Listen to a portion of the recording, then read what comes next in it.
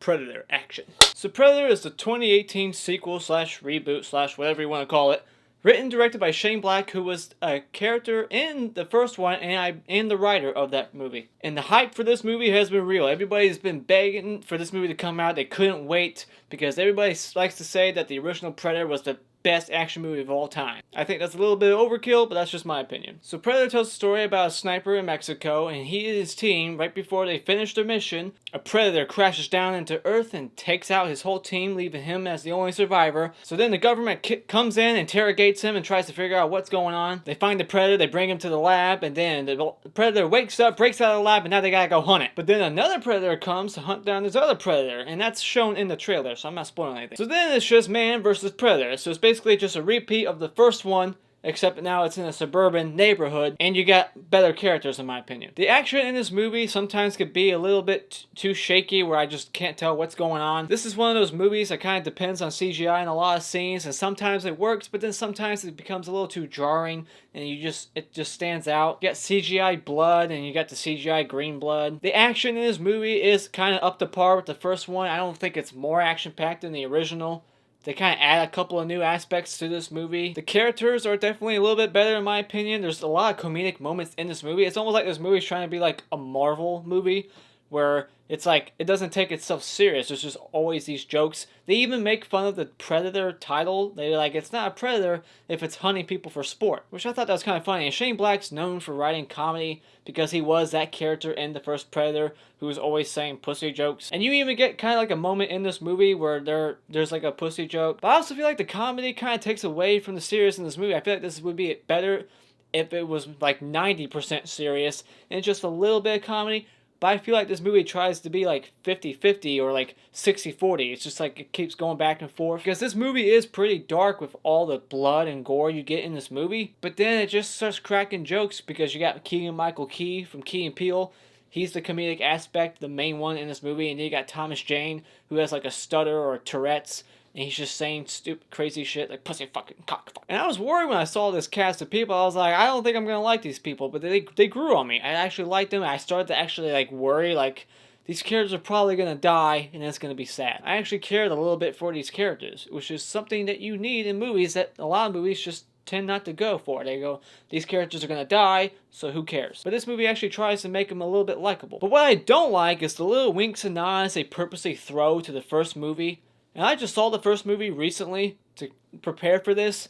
You got lines like, you know, get to the chopper and you're an ugly motherfucker, except they changed it to you're a beautiful motherfucker. And they have this scientist who's played by Olivia Munn, I forget her name. But she, as soon as she finds the specimen at the beginning of the movie, she's like, you're a beautiful motherfucker. And it's like, that's not only a wink and nod, but it's also totally not her character. This is supposed to be a smart, sophisticated woman who's a smart biologist, very smart, very intelligent, and I don't think a person of that nature would be saying words like, oh, you're a beautiful motherfucker. It was definitely a roll your eyes moment. This is a movie for action movie goers. This isn't a smart movie. There was like bad written parts, like coincidences and things like, oh really, that's no. Some bad writing here and there that I felt was kind of lazy. How the Predator knew where this person lived and all this crap. I don't want to get too far into detail. I don't want to spoil things. Try to keep this a spoiler-free review. But the main character has this son who has like Asperger's. Not Asperger's. Asperger's. There's like 3 or 4 chessboards at the beginning of this movie that get knocked over, and he just knows exactly where each piece was to go on all these different boards because he just memorized it in a fucking split second. It's like, that's not Asperger's, that's supernatural human, that's Superman. That's fucking super ability. Then you just got those moments where you're just like, okay, this movie's purposely trying to drag itself out. Like, if the Predator wanted to kill these people, he could. But he purposely just keeps using the trick of just knocking them down, throwing them a couple feet, instead of just ripping their spine out immediately like he could. But he doesn't. And it's moments like that where I'm just kind of checking myself out like, yep, this movie's just not trying no more. Like, if you wanted to be realistic, this Predator would have killed a whole main cast in a split second, but it doesn't. But where does this movie hold up compared to the other ones? I've seen them all like once, and I'm not a big fan of this franchise, but I can tell you that this movie's probably the top 3, maybe number 2.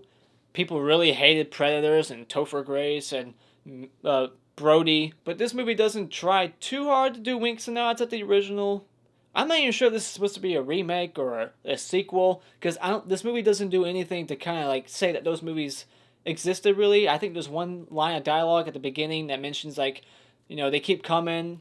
They came back in 1987, I think they said, so that's like a mention of the first one. So I think this is a sequel, but they don't try to like rely on the other ones. But yeah, this movie is pretty funny. It had a lot of action, definitely a lot of blood and some gory moments. Although they use CGI blood, I'm not a fan of that. I hate when they just use CGI. You can use practical effects. But the movie did pace pretty well. I liked it. It kept me entertained. I liked Keegan-Michael Key and Thomas Jane's characters. I like their relationship, their duo relationship. It's not really anything new. We've seen it before. This is a movie that just keeps redoing the same thing. It's just kind of changing the setting a little bit. Maybe adding another predator, maybe a bigger, badder predator. But it's still a fun, good time, so I would go see it. And then when this movie comes out to DVD or Blu-ray, I would definitely go out and buy it. Add it to your collection. Why not? I would probably just see this movie on cheap day or something, because it's not way awesome. It's good. But those are my thoughts on The Predator. Not Predator, The Predator. What did you think about it? Let me know in the comments below. Are you gonna go see it? And if you agree with me at all, just hit that like button. If you enjoyed this review at all, remember that you can see more by clicking on my beautiful face in 5 seconds for more fantastical, awesome content. And if you are a subscriber, make sure you click on that bell down there. That way you're notified every time I make a video. Thank you so much for joining me tonight, and until next time, Auf Wiedersehen.